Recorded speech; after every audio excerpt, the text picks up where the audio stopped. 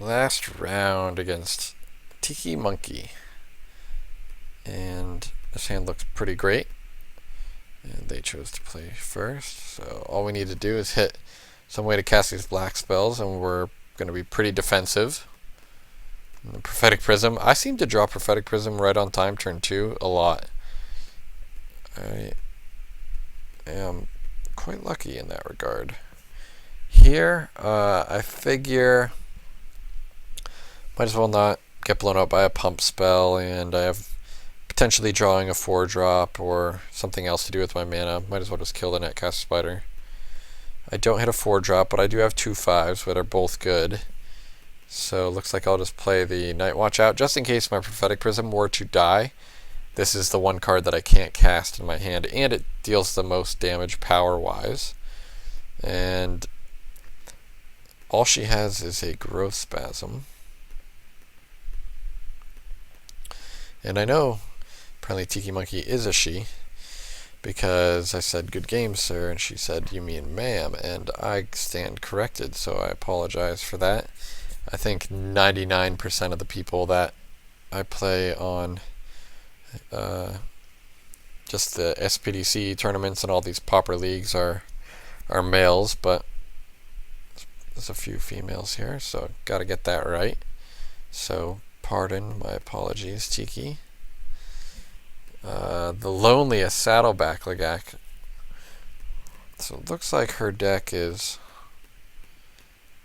meant to be aggressive, like a Naya beatdown deck potentially. But I've just got all my threats online, and if she plays a flyer, it's just gonna go down. So not sure why she didn't attack there.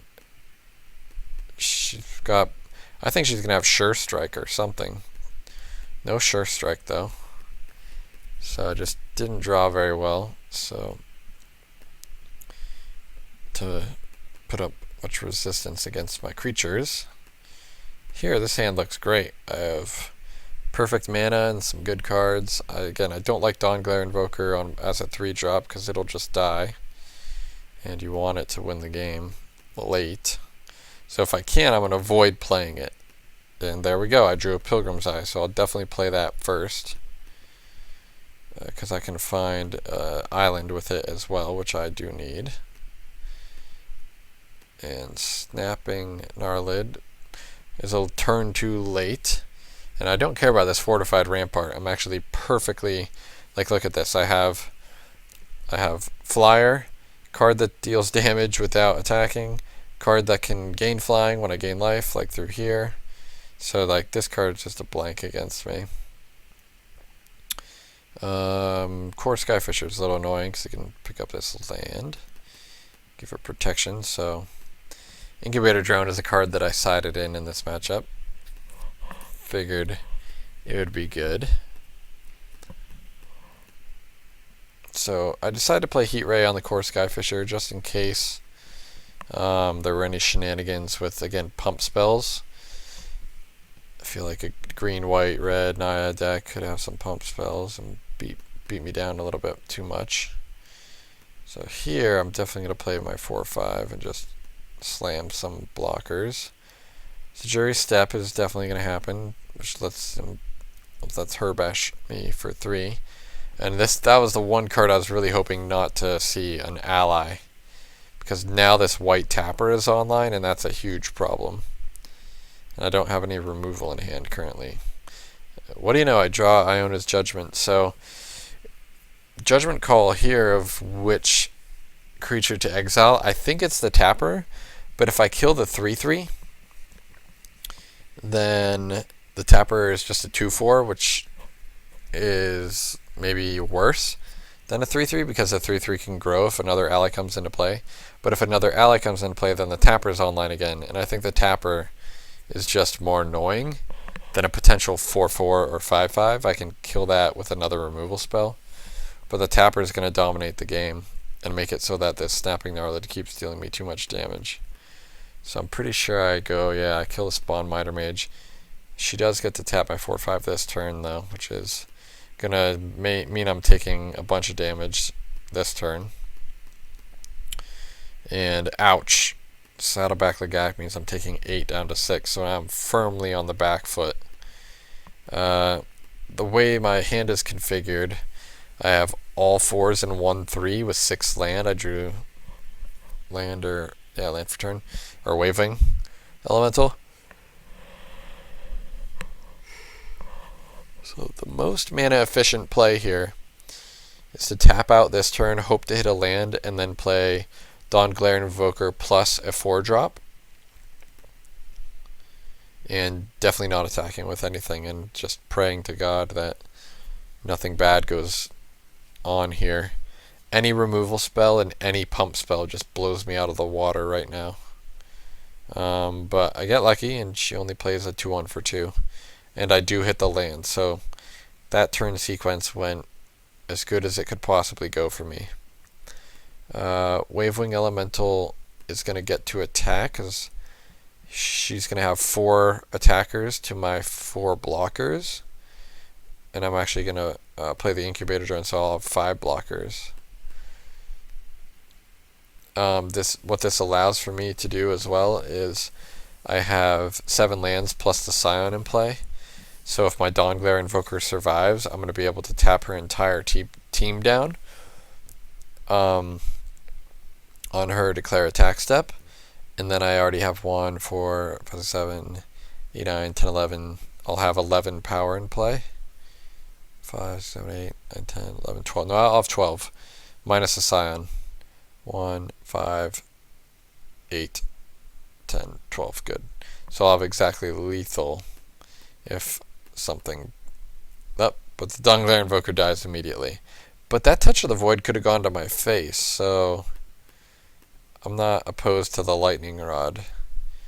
And last card in hand is Loam Larva, which probably doesn't need to find a land, although a land would be landfall, but that's probably not good enough right now. Here we draw Halimar Wavewatch, so we can play that plus 1 of our 4 drops, but we can't level it up.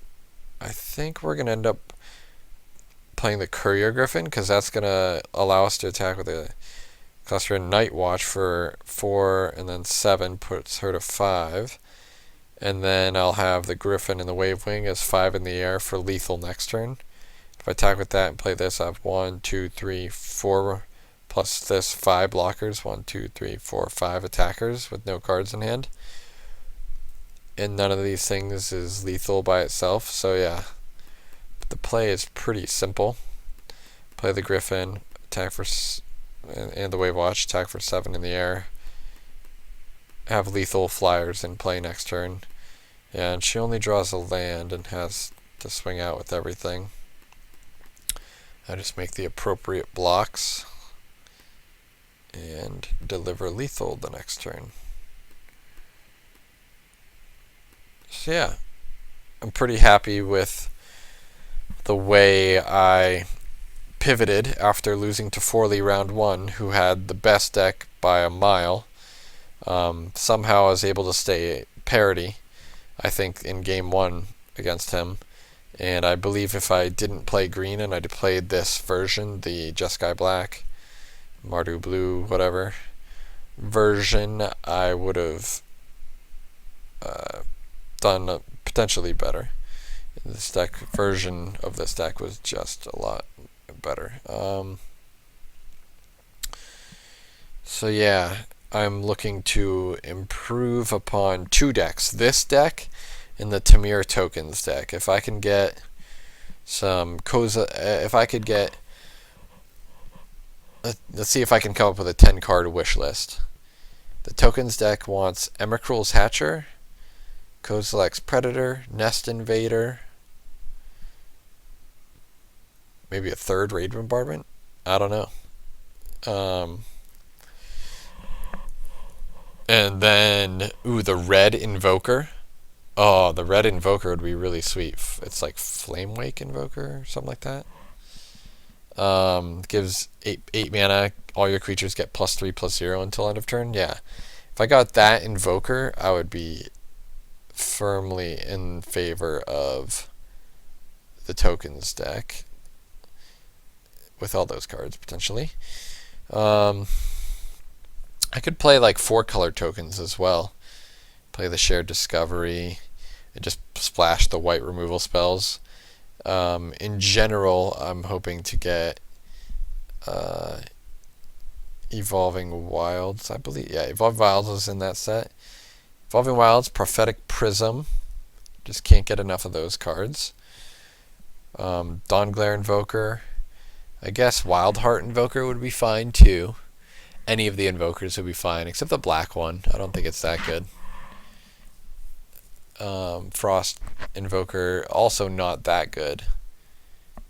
A lot of my creatures already have flying. So I think I'd like another Dawnglare. And then Dawnglare is probably the first invoker.